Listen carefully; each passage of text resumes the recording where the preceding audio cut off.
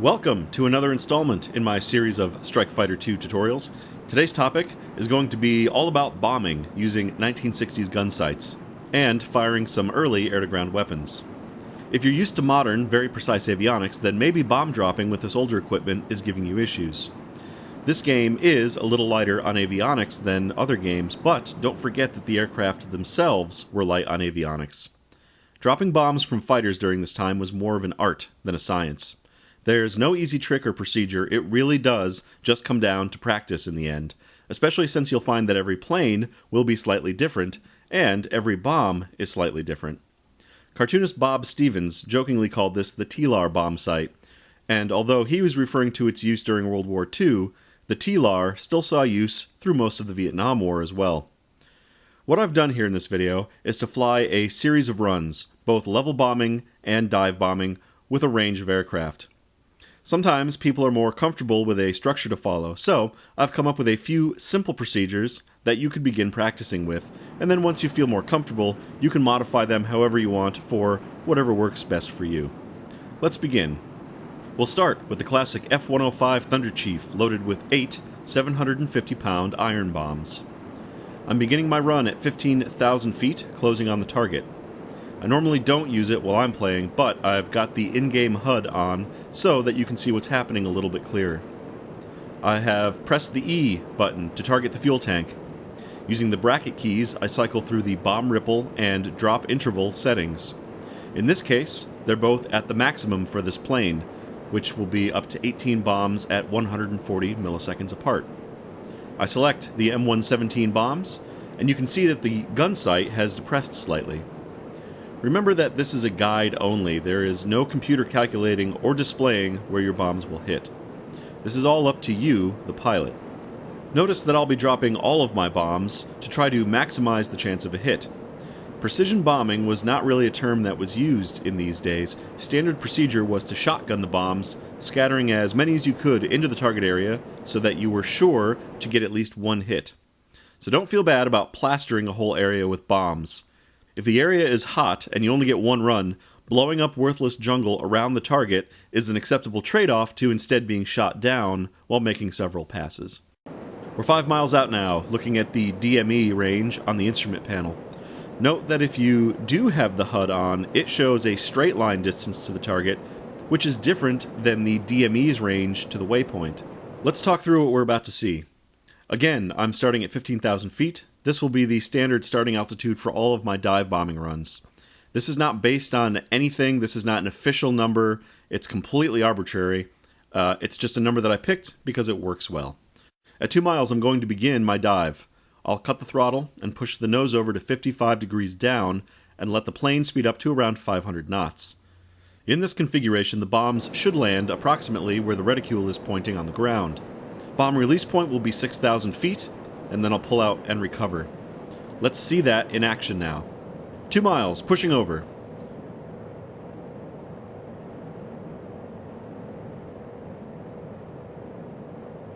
We're at 35 degrees, 45, 50, 55 degrees down.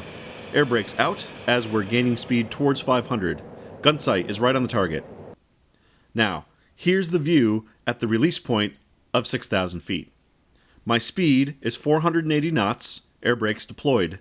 Nose is at 55 degrees down. Gun sight is right on the target. Bombs away, and recover from the dive.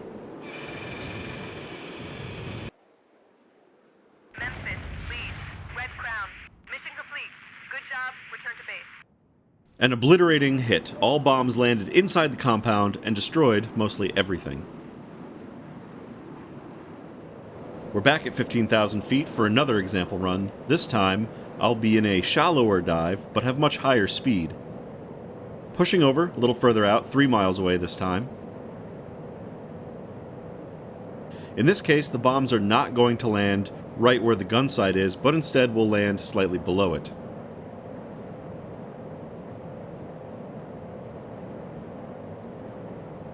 Here's the view at the 6,000 foot release point. The nose is just shy of the 40-degree line on the gimbal. Speed is 565 knots, no air brakes. The pipper is slightly above the target because as you dive shallower, the bombs will tend to land beneath where the gun sight is aiming. Bombs away and recover.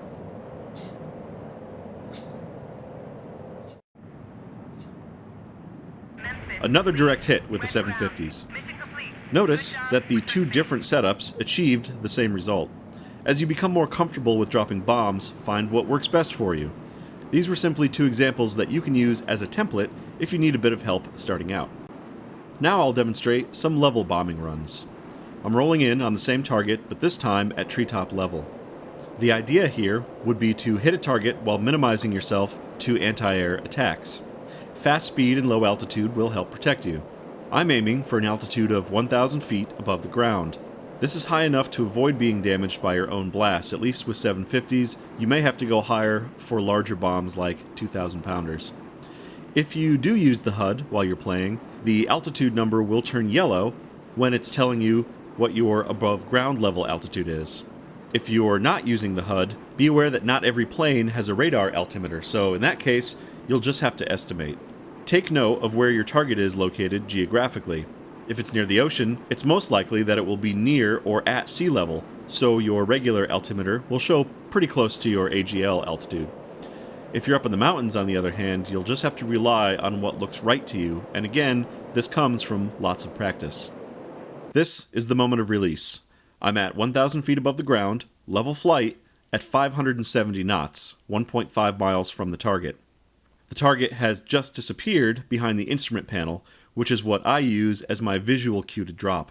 Let's see how it goes. Bombs away.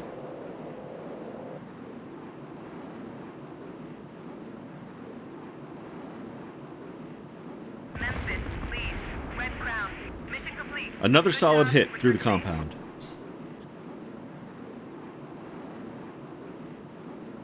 Okay, now I'm going to target the nearby encampment, and I'll turn the in-game HUD off to try to make the pass more realistically.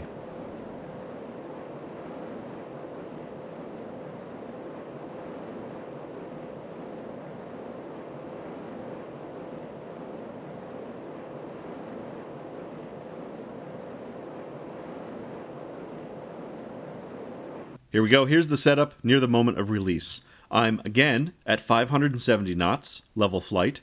My altimeter was last showing 1,500 feet, mean sea level last time I saw it, so maybe a little higher than I could be, but not the end of the world. The target has just been obscured by my panel, so this should be the moment when I mash the release button. But watch what happens next. I instead switch to external view, wait another moment, then it's bombs away. These few seconds cause the bombs to land beyond where I wanted to. Though I still got hits within the compound, had I released on time, I most likely would have hit just before or directly into the base. Here's another attempt. 1,400 feet, slightly slower at 550 knots.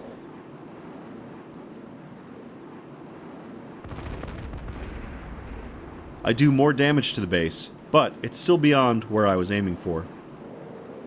One final example.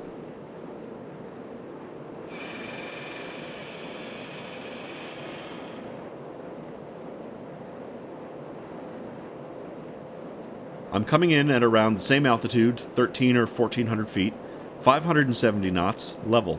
As the target becomes obscured by the panel, I drop. And I accidentally loaded a high drag bomb on the right wing, so I just dump it to get rid of it. But now, this time, my bombs land all within the compound, much closer to the point I was aiming for. As you can see, level bombing is much harder to be precise with. In a series of very similar looking runs, the bombs landed all over the compound. However, the trade-off may be worth staying below enemy radar, so keep it in mind. And don't forget that in the game, you always have your wingmen to back you up with more bombs in case you miss. Since I keep stressing that practice is key, let me show you how you can set up your own quick bomb training mission. I don't know if this option comes from having the campaign customizer installed or if it's in the base game, but you can always download the customizer from either thirdwire.com directly or from various free third-party sites. From the main menu, click on Single Mission. Under Create Mission, set up a basic mission you'd like to fly. I have here selected an F4D with the Air Force strike mission, etc., etc. Now look at the bottom right of the menu box and you'll see the pencil icon. Click this to open the mission editor. You can now adjust every detail of the mission to suit your needs, and then you can save it so that you can always reload it. I can move the waypoints around, and if I click and drag the squadron icon, I can place them here, and I'll start in the air. From the menu, you can select what team you're on, aircraft, target area, and specific target within that area, everything that you can possibly think of within the mission. Click on the check mark to save your changes to the unit. With these top buttons, you can also add units. Just for fun, I'll add a new ground unit. The new unit will be placed under the crosshairs on the map. I can then click and drag it to position it, so I'll put it up here near the target. I'll change it to the red team, and then I can pick what kind of unit it is. Let's make it a group of tanks. So there we go, let's call them T-62s. I'll leave it at 4, and select a Soviet tank formation, whatever that means. I want them to spawn right away, so I change this time over here to 0 minutes and 30 seconds. Let's give them a camo paint scheme, why not, and a poor skill level. And that's it. That's how you add a new unit. It's easy as that. Click the check mark to save it, you're good to go. You can use these buttons to add an entire naval fleet, a single naval unit, a ground unit, or an air unit. The last thing I want to do before loading this mission is to change my incoming waypoints to 15,000 feet for the bomb run. And with that, I'm ready to start. I have a mission that I can load over and over again, and I can change the aircraft I'm flying every time to just practice. In the mission now, I'm back in position for dive bombing. I'm going to demonstrate a few more types of aircraft because each one will behave slightly differently in how they deliver unguided bombs. We're 5 miles out from the waypoint, 15,000 feet.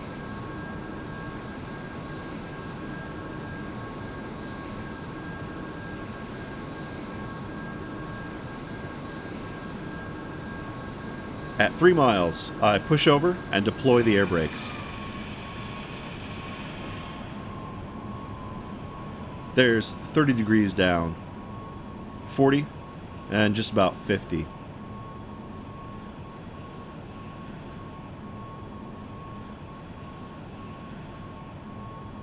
At the release point of 6,000 feet, I'm at between 45 and 50 degrees nose down, 500 knots with air brakes deployed, and the gunsight Pipper was right over the center of the compound. Bombs away and recover.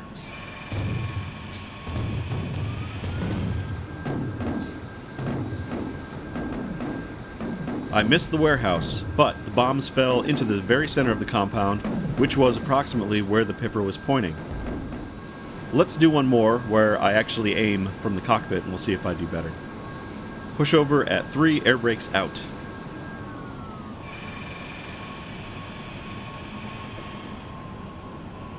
"30 degrees down. Stabilizing at 45 down.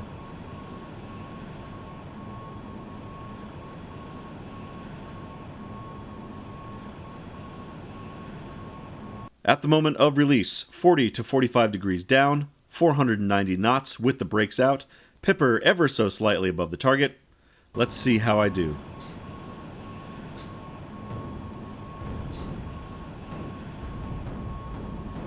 Denver, lead. Red Crown. Mission Great hits accomplished. this time, target Good job. destroyed.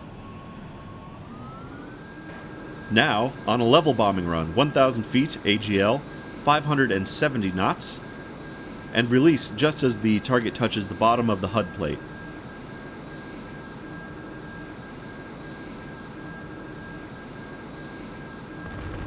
Denver, lead. Red Crown. And not bad that time. Good job. Here's an F100 Super Sabre loaded with 750-pound bombs.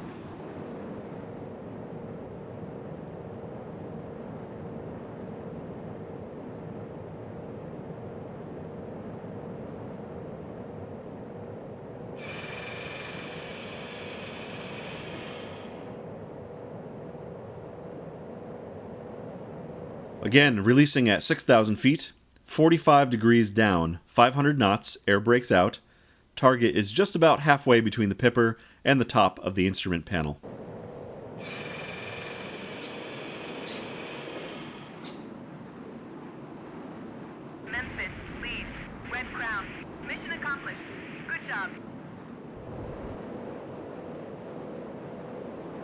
For the level bombing run, I'll pitch up slightly to gain a little bit of altitude, and then I drop the nose just a little bit because the tall instrument panel is obscuring my visibility. This is the view at the time of release, 540 knots, slightly nose down, dropping from 1,000 feet through 740. Just as the target disappears behind the panel, is bombs away.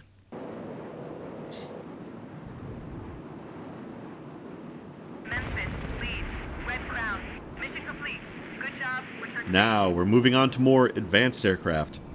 When it was built, the A6A Intruder had the most advanced bombing computer of its time. This was called the Diane system, which was an acronym for something extremely long, and it took into account all of the variables of the plane's flight path to calculate when to drop ordnance for a hit. The operation of this computer isn't exactly simulated in the game, but this plane has been fitted with a more modern-style drop line and CCIP for the HUD instead. CCIP stands for Constantly Computed Impact Point, which is the same job that Diane was essentially doing, so it serves the same purpose. With the in-game HUD on, precision bombing now becomes very easy. Just line up the CCIP over the target box and drop.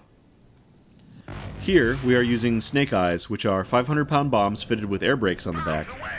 These fins, called a high drag device, slow the bomb upon release and allows for aircraft to drop them at very low altitude. Moving at high speed, the plane escapes the blast safely.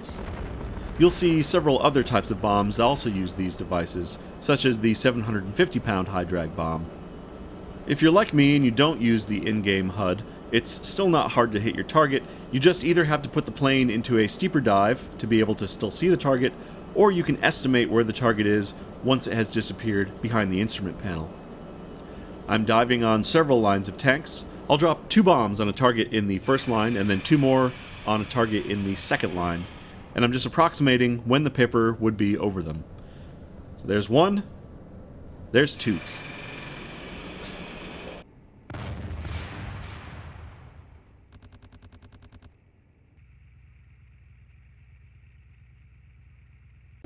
Now I'm going to demonstrate some early guided air-to-ground weapons.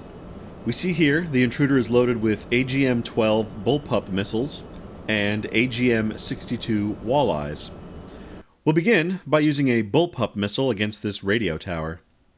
The Bullpup was guided manually by the pilot after launch, being remote controlled by a small joystick in the cockpit. The pilot would use the exhaust flare and the smoke trail to guide the missile down to its target. Since a target would have to be clearly visible, missile range was short. In the game, the missile is not pilot-controlled, it is self-guiding, but its accuracy is fairly bad. To lock the missile, select a ground target with the E button, point the nose of the aircraft at the target. The seeker head only has a 10-degree field of view, so you'll have to point right at the target to make sure it locks. Missile range is only 3 miles. At less than 3 miles, fire the missile, and it should track towards the target for a hit. I say should because remember that because this old equipment failed often, a hit is not always guaranteed.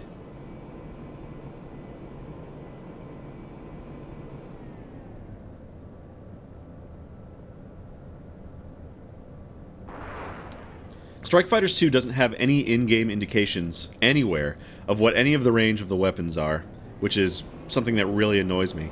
It doesn't need to tell me what it is in the plane, but I wish that the loadout screen would at least have some references, and of course it doesn't.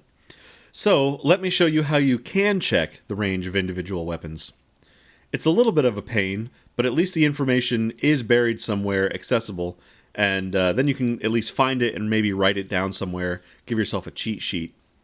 Let's look up the details on this Bullpup.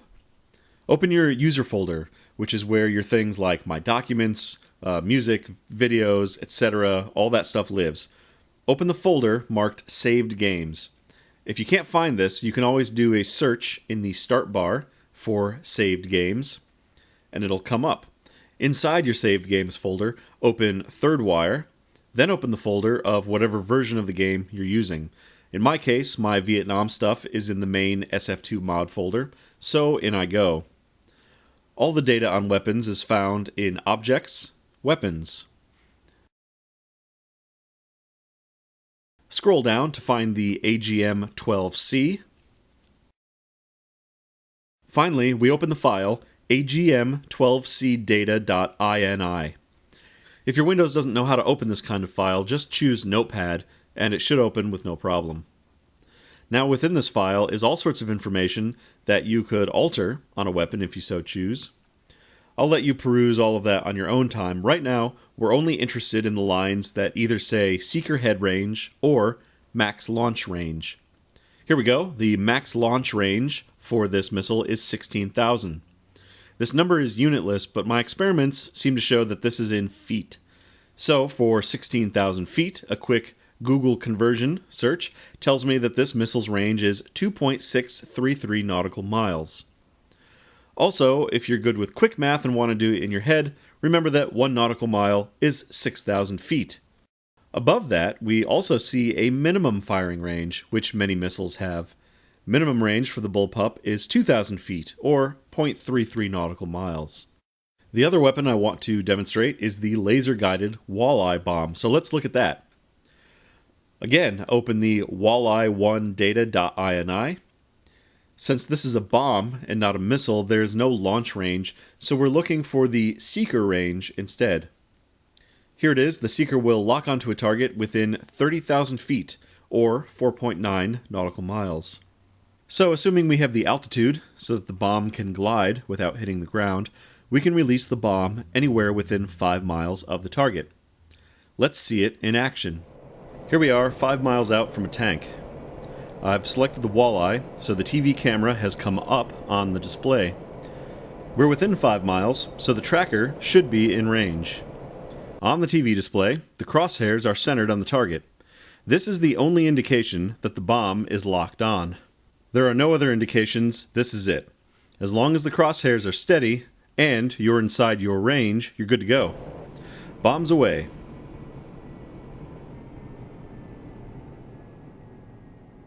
The bomb is now tracking to the target, and it has established a glide slope.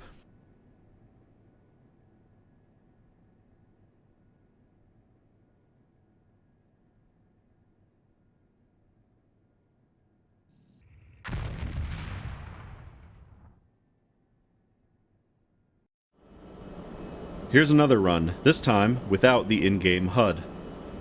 I have targeted the closest tank by pressing Shift-E. As the plane comes around, watch the TV seeker swiveling to try to lock onto the tank.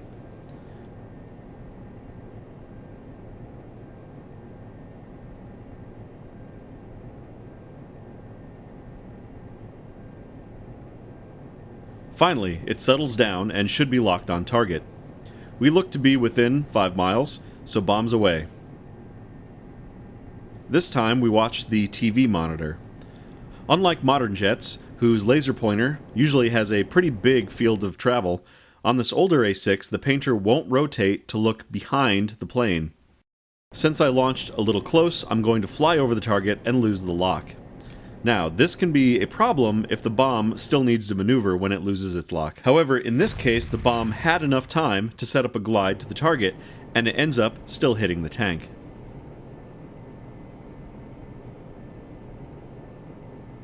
Remember that Strike Fighters 2 has failures built in, and accuracy is never 100%, so even when you drop bombs with perfect conditions, you still may get a miss, and that is not a problem with you, that is a problem with the equipment failing.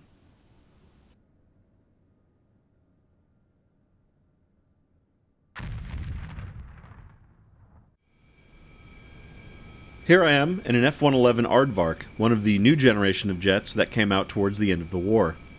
This plane was designed for low-level penetration, giggity. So notice that it has a huge radar altimeter right in your eye line, and a radar that's actually useful for bombing. Let's do this run following our same level bombing procedure, which is 1,000 feet above the ground, level. My radar is set at 10 miles, which is the lowest setting, so you can see that each curved range line would be 2 miles. I'm loaded with CBU-52 cluster bombs, a munition that's perfect for soft targets like barracks or troops. A cluster bomb drops from the aircraft, then splits open to rain small explosive bomblets over a wide area.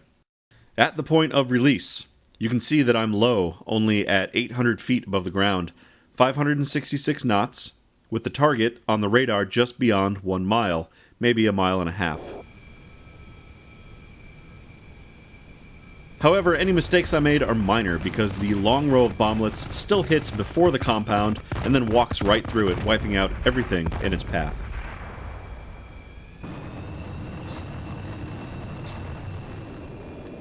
Let's make another run. This time, I start at 3,000 feet.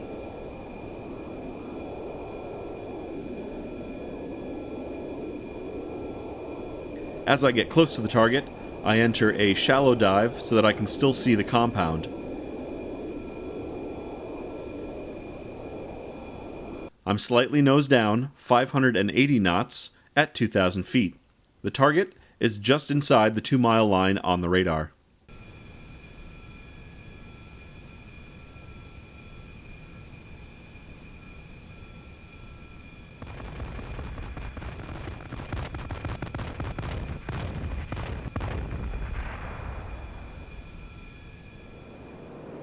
Now, let's move to an F105G Wild Weasel to demonstrate some anti-radiation missiles. This game features several variants of both Shrike and standard ARM missiles. Anti-radiation missiles are self-guiding and are designed to home in on an active radar. Breaking their lock is as easy as turning off the radar, but if a missile is already established on its glide path, it may still hit, similar to the laser-guided bombs. Let's start with the AGM45 Shrike. This missile was an AIM-7 Sparrow repurposed with a radar seeker head. Seeker range is only around 3 miles. However, the missile can be launched from further away, and the seeker head can lock on during flight. Apparently, in real life, the missile would be launched at a radar up to 15 miles away, and as it arced back down towards the ground, it would pick up on the radar and then home in. Here I am speeding inland. I'll select the AGM45 Shrike and target a local radar. The P-35 bar lock is an early warning radar that would pick up incoming American aircraft and then pass off the targets to individual SAM radars. Even if I hadn't targeted the radar visually, we could line up and guide ourselves to the target by looking at the radar warning receiver in the upper right of the panel. It currently shows 2 ground radars in search mode, now to our left. We basically need to line up a solid line directly ahead and then fire the Shrike.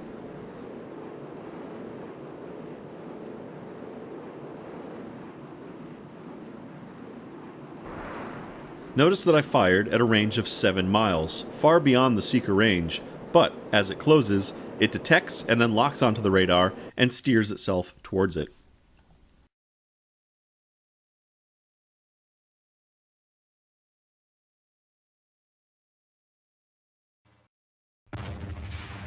Now let's fire an AGM-78 Standard ARM, which stands for Anti-Radiation Missile.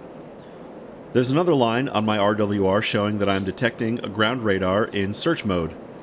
The Standard has a much longer range than the Shrike, and is much more reliable. So even without having to visually target this radar, I can center the line at the 12 o'clock position on the RWR, and then fire the missile. I put the nose 10 to 15 degrees above the horizon, so that the missile will have an arc trajectory. There's no tone or indication that the missile is locked, because it's actually technically not locked at the moment, but that radar is still in front of us, and that's good enough. These missiles weigh 1,400 pounds, and you can see that the remaining missile is heavy enough to put the Thunderchief into a roll to the right. Again, the missiles are fire and forget, so I see that another radar has come online to my left, so I'll turn and I'll fire the last Standard at that guy. Line up the radar line at the 12 o'clock, nose above the horizon, and fire.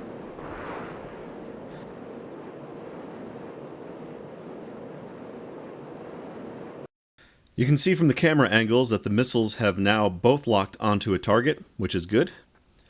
The seeker range on standards is 15 miles, 5 times farther than the Shrike. And actually, the missile doesn't really need to be pointed right at the radar before firing.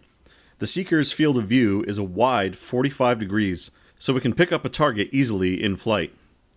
You can fire a missile from far away in only the most general direction of a radar, then turn away and let the missiles do their job on their own. This was an amazing new capability at the time. This standard that I'm using here is the C model, and it has a 90% accuracy and a 95% launch reliability. It also has an 85% lock-on chance. So while hits are never guaranteed, it's a pretty great chance that this missile will work properly and then hit a target. On the other hand, compare that to the Shrike. The missile we fired earlier was an AGM45A, and its stats are much more dismal. Accuracy and reliability are both only 70%, and the lock-on chance is only 60%. Not only do you have to be closer with the Shrikes, but their probability to fail once you launch is quite high. The B model, while slightly better, still only has marginal improvements to reliability, and accuracy is still low. The reason I bring this up is to stress again that practicing multiple times with each of these weapons is a good idea. If you're firing these, or any weapons, from the 60s or early 70s, always remember that they are unreliable. If you fire a missile and it doesn't hit, repeat it several times to see if it's your technique that's wrong, or if the weapon is just failing. Also dig into those data files that I showed you. Pick a weapon to try out and look at its stats. It'll give you a better idea of how to fire a weapon and what to expect once you launch it. It's much better than firing blind and then being frustrated when the weapon doesn't work and you just don't know why. It's also important to note that if you're playing in more modern times, like say Strike Fighter's North Atlantic or Operation Desert Storm, something with modern equipment, that the weapons will be much more reliable and will then behave differently from their early vacuum tube ancestors. We saw that the standards traveled for miles and miles in a parabola, then finally came down, and they both nailed those Barlock radars at both airfields. A much safer kill than making rocket runs on SAM sites or following a bullpup missile through clouds of flak towards a target. Now we fast forward 20 years to Operation Desert Storm and the F-15E Strike Eagle. We're loaded with laser-guided bombs and combined munition bombs. The mechanics of bombing are no different here, and in fact, it's even easier because modern HUDs take all of the guesswork out of it. Here I have an Iraqi vehicle locked up, and I select the CBU-87 Combined Effects Munition. This is a cluster bomb style weapon. The left TV screen shows my laser painter locked on, and a CCIP and a drop line appear on the HUD. I'm setting my ripple to release the max number of bombs, and setting the longest interval. When using bombs that have a long area of effect, like cluster bombs or napalm, I like to set the max release interval so that the bombs don't overlap as much. It's kind of a waste to do additional damage to a target that's already been destroyed. As I roll out on the target, we can see an intense gun battle going on down there. Dive in on the target, put the CCIP directly over it, release, and pull out.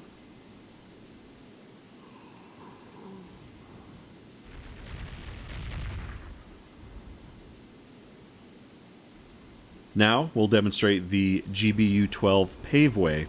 This is a 500-pound bomb with laser guidance. Another vehicle is targeted. The laser pointer is locked on the TV. I hit the wing leveler, and I'm at around 9,000 feet. Seeker range on this bomb is 2.5 miles, and it looks like we're close enough, so bombs away.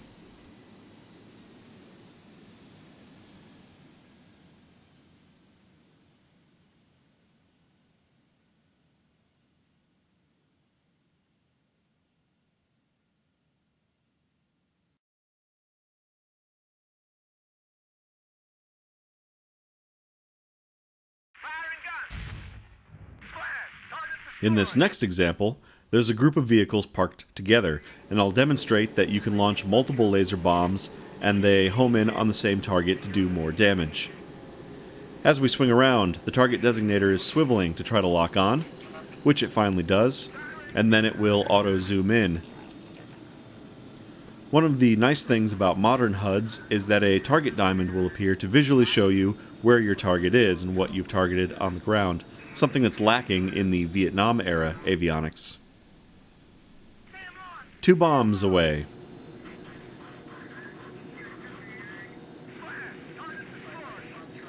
This time we'll watch the TV screen as the bombs close in on the target.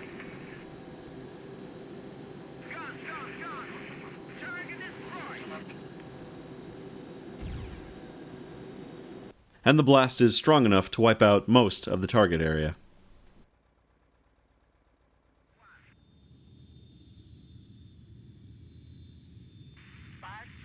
Finally, I'll leave you with an F-18 run on an airfield. You'll see the same procedure that we've gone over many times now, locking on and then dropping, and then the laser designator homes the bomb into the target. Hopefully this video has given you some useful tips for bombing targets in this game. Like I said, this is just a guide and is not based on any real-world procedures. Take the templates I've shown you here and either use them as is if they work for you, or modify them to fit your style. Sometimes you don't have the luxury of a stately approach at altitude and a nice gentle dive towards the target. Sometimes you're dodging SAMs and flak and you're at some random altitude. In those cases, having practiced dropping bombs many times will help you feel where those bombs are going to land in any improvised bomb run. Maybe you won't be right every time, but you may be close enough to hit the target. Run those practice missions, look at the weapon data files, and quick Wikipedia searches on the real-life weapons also never hurts to become more knowledgeable and proficient in a weapon. Hope this helped. Good luck and happy flying. Good job.